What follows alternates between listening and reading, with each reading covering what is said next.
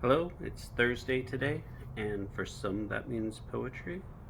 And today I have a poet to share with you. It's Victober right now, where people are celebrating Victorian literature.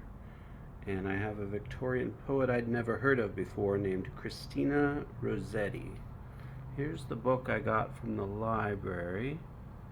It's Verses, and it was published by the Society for Promoting Christian Knowledge.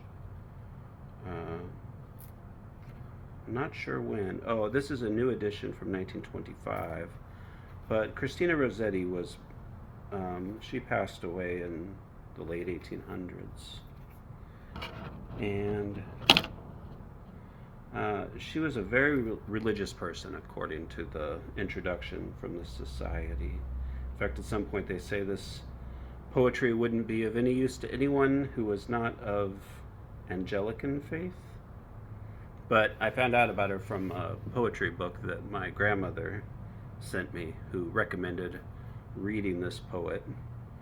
And there happened to be a bunch of her poems at the library, so I think she's of more interest than that. And there's a lot of talk about limitations in the introduction.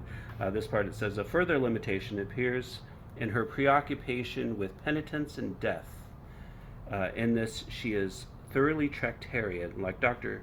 Pusey, she is filled with an overwhelming sense of personal unworthiness. Holy fear was in danger of becoming scrupulosity. Criticism has fastened on her, so it seems unwholesome dwelling upon death, the scent of the charnel house, someone has said, is never far away from her poetry. Her continual ill health explains a great deal. So I've only read a little bit of hers. Here's a picture of her and her mother, a painting done by her brother, Dante Gabriel Rossetti. Here we go. That is Christina and her mother.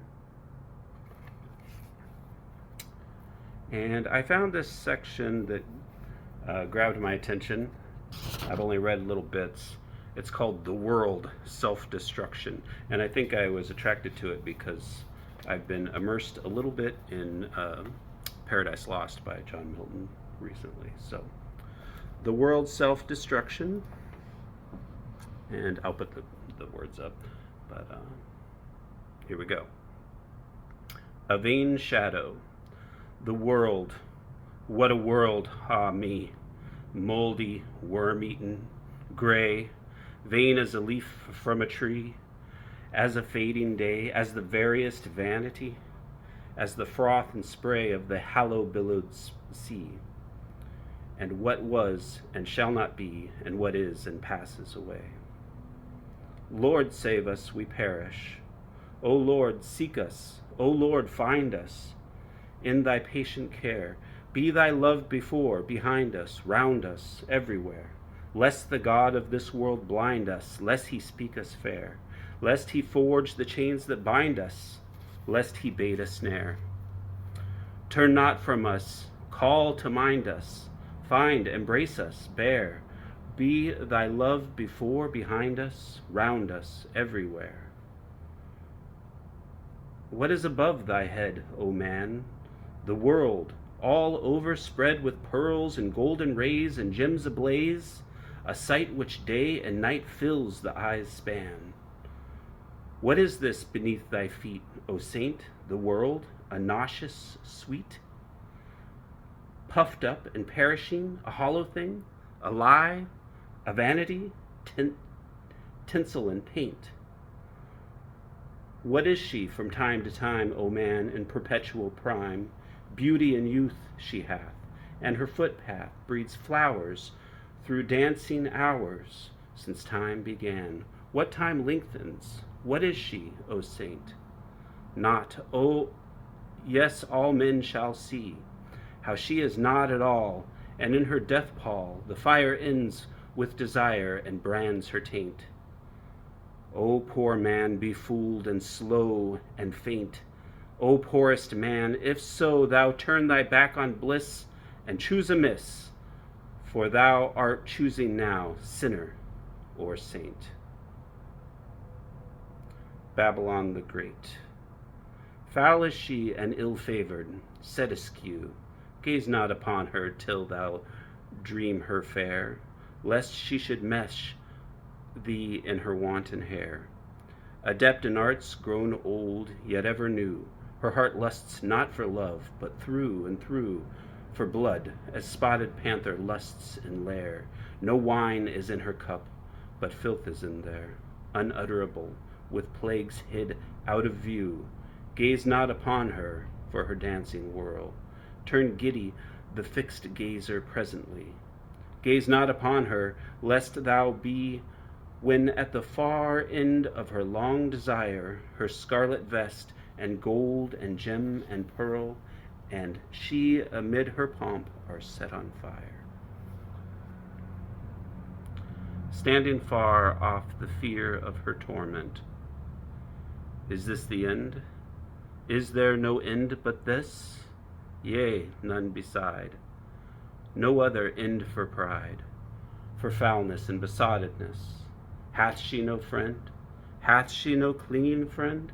Nay, none at all, who stare upon her fall, quake for themselves with hair on end. Will she be done away? Vanish away? Yea, like a dream, yea, like the shades that seem somewhat and lo are not by day. Alas for her, amid man's helpless moan. Alas for her, she hath no comforter. In solitude of fire, she sits alone. O Lucifer, son of morning, O fallen star, a darkened light, a glory hurtled from its car, self-blasted from the holy height, O fallen star, fallen beyond earth's utmost bar, beyond return, beyond far sight, of utmost glimmering nebular, now blackness which once walked in white, now death whose life once glowed afar, O son of dawn that loved the night, O fallen star. Alas, alas, for the straight destroyed, alas, alas, for the self-destroyed, vanish an image from a glass, sink down and die by hope unbuoyed. Alas, alas, who shall stay their ruinous mass? Besotted, reckless, possessed, decoyed, they hurry it to the dolorous pass. Saints fall a-weeping who would have joyed. Sore they weep from the glory that was, for a fullness emptied into the void. Alas, alas.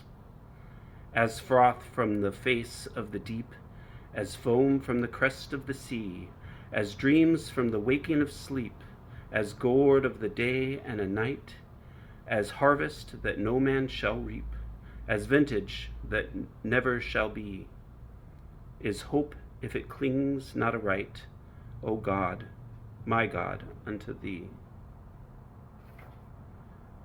Where their worm dieth not, and the fire is not quenched, in tempest and storm, blackness of darkness forever, a fire unextinguished, a worm's indestructible swarm, where no hope shall ever be more, and love shall be never, in tempest and storm, where the form of all things is fashionless, void of all form, where the death that severeth all, the soul cannot sever, in tempest and storm. Toll, bell, toll, for hope is flying, sighing from the earthbound soul. Life is sighing, life is dying, toll, bell, toll. Gropes in the grave the mole, wedding darkness undescrying, tending to no different goal, self-slain soul, in vain thy sighing, self-slain, and should make thee whole, vain the clamor of thy crying, toll, bell, toll.